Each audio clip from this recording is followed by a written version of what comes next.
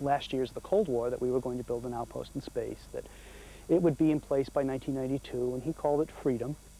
Well, the original design for the space station in the 80s was a giant Battlestar Galactica, dual-keeled. You almost expect to see a starship docked at one point, but as reality set in and the mission of the station became further refined and the costs began to be a little bit more realistically understood, it got smaller and more compact. We used to joke at Space Station Freedom, if it's springtime, it must be time for another redesign. With the end of the Cold War, NASA had to come up with a new justification for Space Station. There were concerns about the cost of the space station, and a lot of people are calling for its cancellation. And just about the time that those cries were getting louder, the idea came up, some people, of bringing the Russians in. If you brought the Russians in with their obvious expertise in space hardware, the claim was that it would be cheaper and we'd get something up there faster and that it would be better. And it will be this Russian piece of hardware that will be the first piece of space station in orbit. Zarya, or Sunrise, is scheduled for launch next month. Astronauts and cosmonauts have been practicing connecting it to the first American section, which should go up on a shuttle in December. This first US contribution, a billion-dollar chunk called Unity, is little more than a universal connector. As you can see in the air behind me is the Unity, which is also referred to in the technical terms as Node 1. They're putting Unity inside the shuttle ready for launch. I knew we'd come to this point eventually because it's a very fine program, it's a very ambitious program, and has a lot to contribute to not only to the U.S. society, but as well as the world. But NASA's finding it hard to quieten the critics.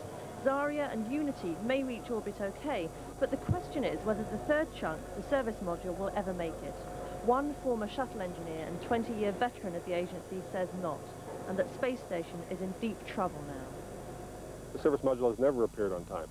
I could have made an annual salary and doubled it by betting with the NASA spokesman about how false all of their promises have been year after year after year. In terms of it being available next July, I'm willing to make more bets, and they won't take them. It's a recipe for disaster, and everything that was predicted by the opponents and the critics of the space station program and the Russian role in it, everything has now come true.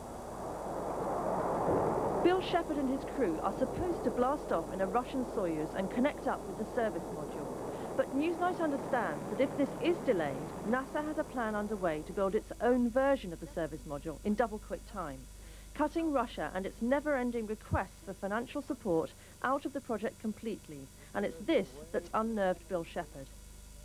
If there is a way to assemble the station in the correct order, and we can wait for the service module and still do that, I think the answer is let's wait. I think we'll get to a decision point late spring where if it looks like the service module is not going to be able to launch on time, we're going to start assembling other pieces without it.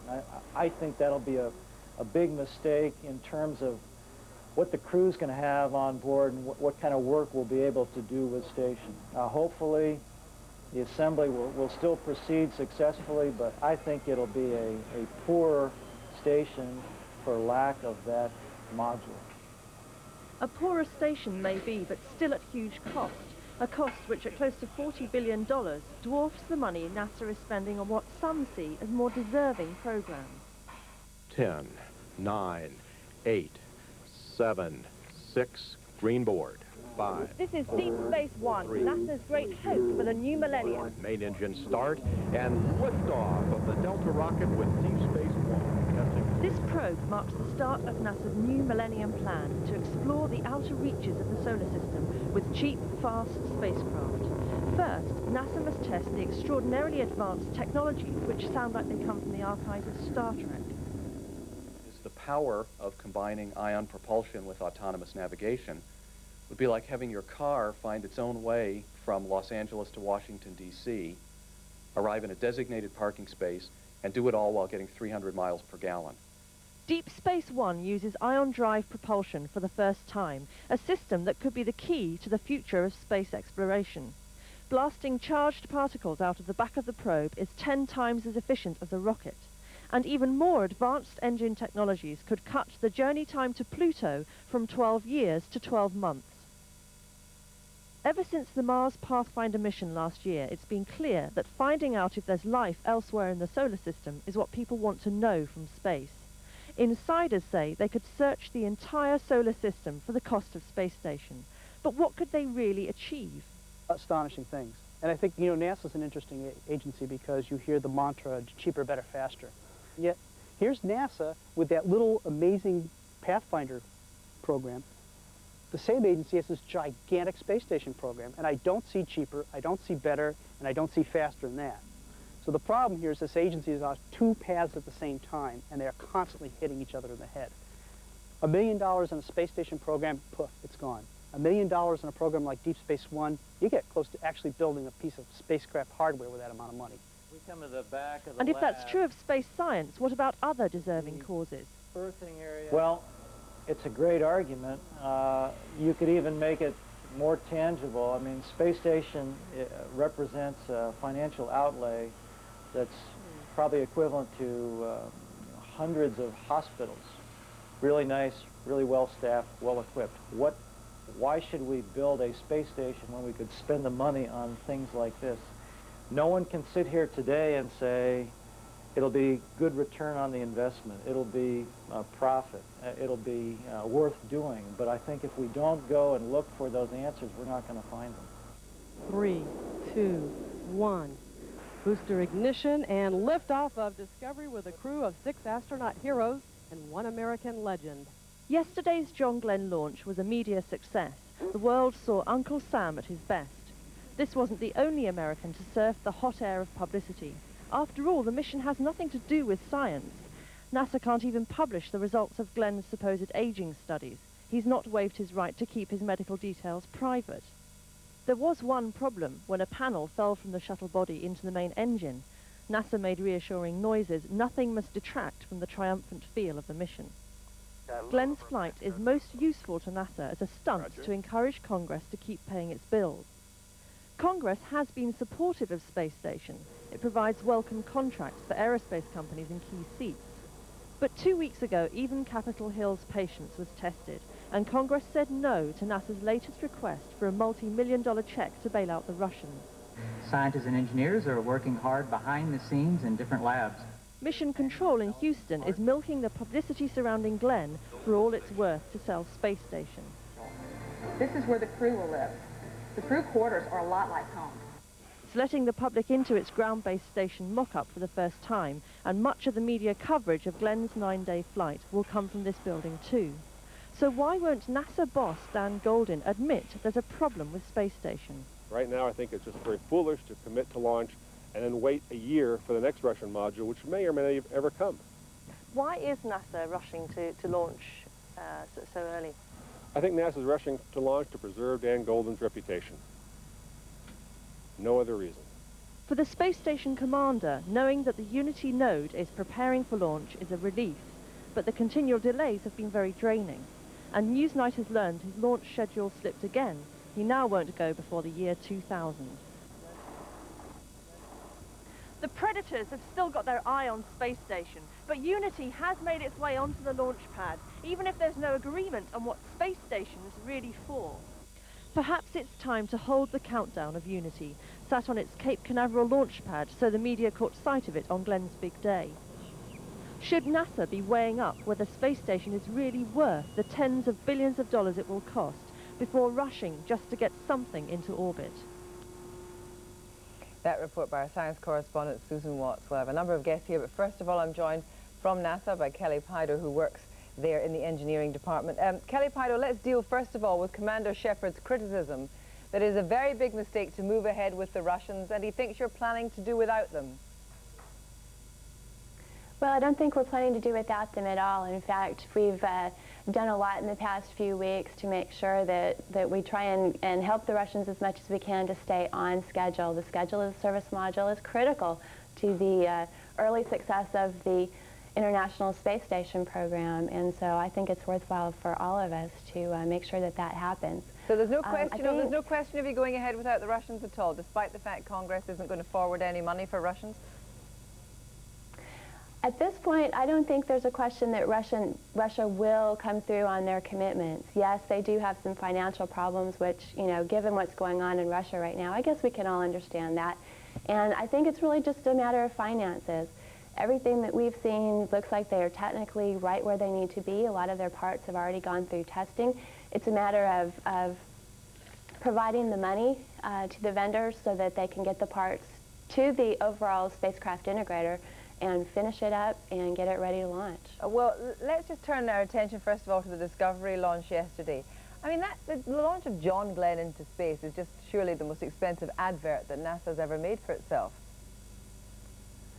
Well, obviously we're getting a lot of public relations on this because I'm not sure how many shuttle missions are usually covered in the UK. But it's not a publicity stunt. John Glenn approached NASA asking if he could fly. He met all of the qualifications for astronaut. In fact, he exceeded all of the medical qualifications. Yeah, but we're not going to hear it. Kelly, can I before. just interrupt you there, because it has gone with this great pizzazz, and obviously you're hoping for masses of publicity in the next 9 days.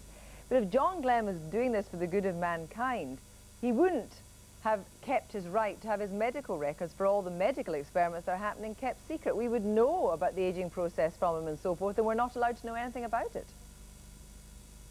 Well, I think there's a difference between his right to keep his medical records private and the right for research. He will be able to not have his vital signs published in the paper, which I'm not sure any of us would really want to have. However, the data is available for research.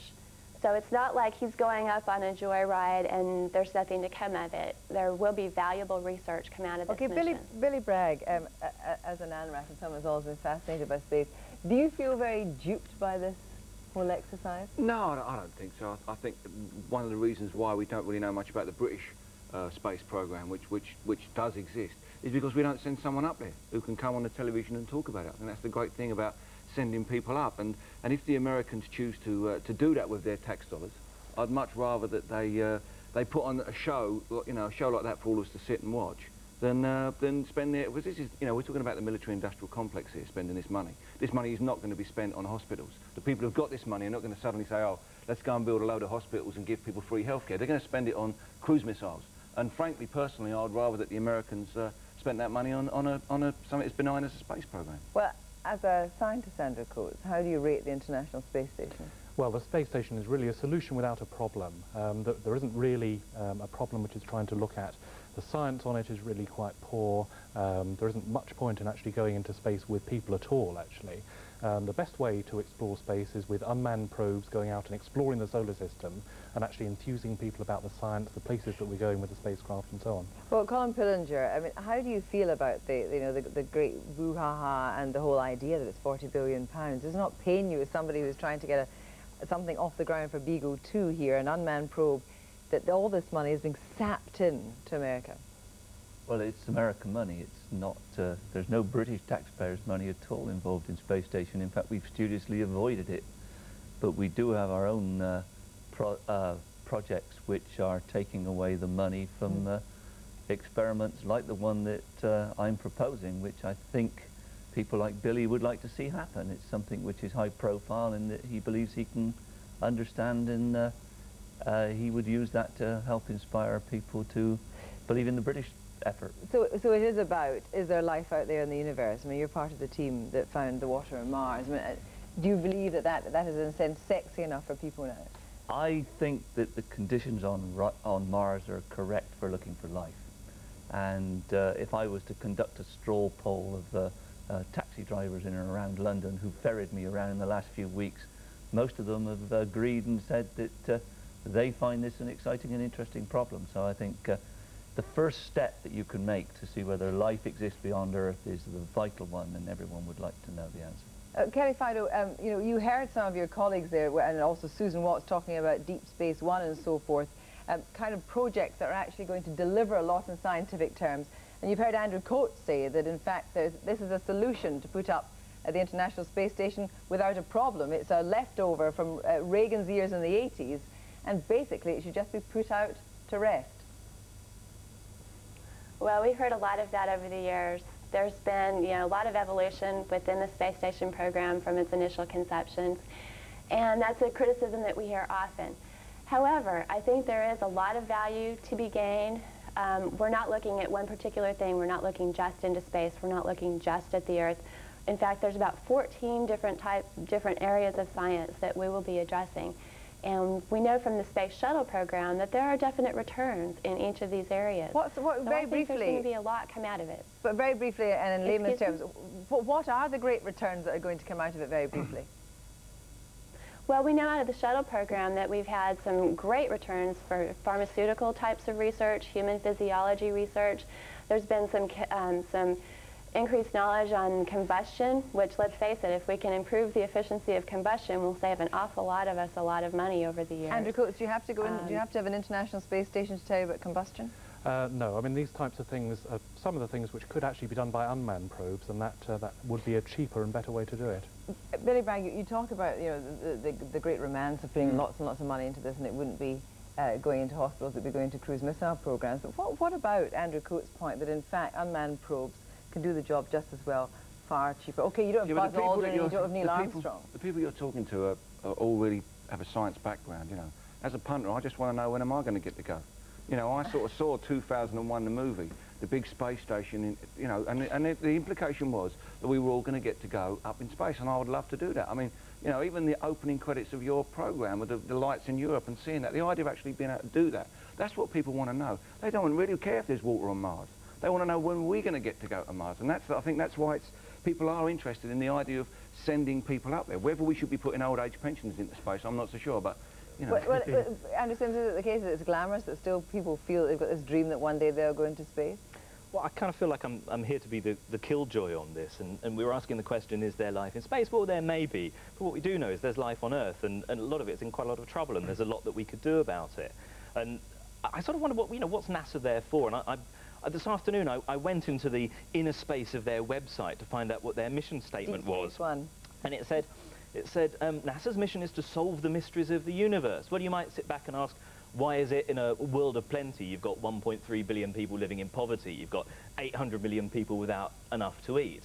And, you know, we're busy using up and chucking this Earth to one side so we can go off and find another one. So it does seem to be a little bit confusing. But do you think there's a different sensibility as we approach the millennium, that we are at the end of a century and we can't feed the people on our planet and we can't look after them? Do you think that the excitement of the 60s and 70s, when it was red, the red race into space, you know, we were going to get there before the commies and all. Well, I think that's a big misnomer as well, because I think we can feed everybody on the planet, and we know we can, and we've got these big, bold international targets for halving world poverty by the year 2015.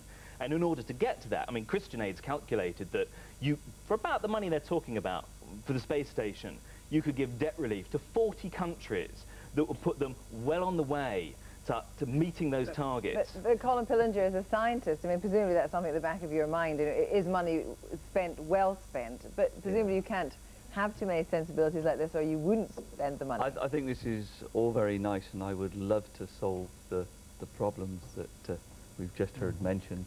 But I think the best way of solving people's misery is actually to, you know, bring them into an economic age where we inspire kids to do physics, to get engineering jobs. But aren't we all told that we have to prioritise? I mean, isn't this what we hear all the time? It's a limited pot. And bringing people into the economic age, this is exactly what we're trying to do by getting a fairer deal for a lot of the poorer countries. Yeah, but you can do those things. You don't have to cancel the space station. You just have to cancel third world debt. If there was a will to do that, that's fine. But what you're saying, it's like saying to people, it's a waste of money buying fireworks. You know, people are going to go out and buy their fireworks next week, look up and go, ooh, ah, and all that, and then go back to their lives. That's the problem with the space station. Is it irreconcilable? Is it irreconcilable? Well, I mean, even our colleagues here, quietly under their breath earlier when we were watching the film, were talking about big boys Lego. And if that's all we're talking about, then, I mean, and the United Nations could, I mean, the United States could, for example, pay its back fees to the UN. Yeah, but the point is, the United States of America they themselves have their own manifest destiny. They're the last superpower. And if that's how they want to spend their money, by shooting stuff up in the air and building a space station, I'm all for it. Andrew, do you think that if we lower our sights in a way, then we've lost the game? Well, in terms of a prioritisation, the best thing to do, as I say, is unmanned spaceflight rather than manned spaceflight. And we can go out and, I mean, if one goes out tonight and looks at the night sky, you can see Jupiter up there, Galileo is at the moment circling that, you can see Saturn, our spacecraft Cassini is on the way to Saturn. It's fantastic stuff to be involved with, and it really inspires kids. And you know, we can do that with the unmanned space flight, and so that's where the prioritisation is, in my view. This is our legacy. You know, people are going to look back 200 years from now and say, what did the people do in the end of the 20th century? If you look back in the past, people discovered America, and I bet they thought that that was expensive, going out in Columbus's ships. And there were people they could have fed in Portugal and Spain instead of that. And Gothic cathedrals are the equivalent of the Dead Space Station. There's other things we could achieve which might be a better legacy. I'm afraid I'll have to hold it there, and we'll be hearing from Billy Bragg later when he's going to sing about space.